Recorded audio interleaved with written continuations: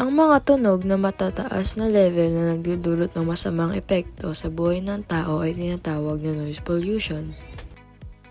Ayon sa pag-aaral ng US Environmental Protection Agency, hanggang 55 decibels lamang ang ingay na maaaring tanggapin ng katawan sa loob ng 24 oras. Halina't alamin ang mga pinagmumulan ng ingay. Mayroon itong dalawang uri, ang indoor noise at ang outdoor noise.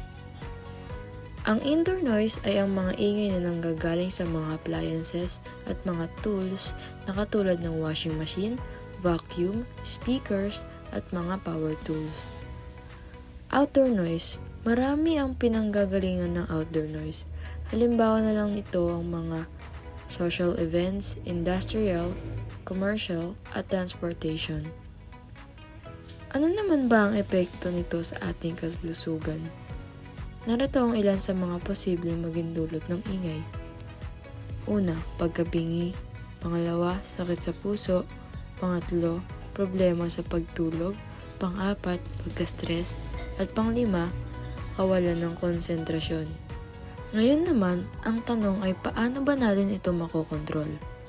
Gamitin ang mga appliances na nagdudulot ng ingay tuwing umaga at panatilihing nakasarado ang pinto at bitana. Bawasan ang volume ng speaker upang hindi makaabala sa mga kapitbahay. Sumunod sa batas na ipinatutupad sa bawat barangay para sa limitasyon ng oras tulad ng pagbividyoke. Gumamit ng earplug or earmuffs kung ikaw naman ay magtatrabaho sa maiingay na lugar na dinudulot ng mga makina.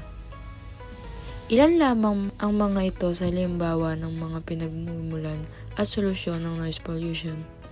Disiplina ang pangunahing kailangan dito. Ang responsableng pag-uugali at pagsunod sa batas ay mahalaga para mabawasan ang noise pollution.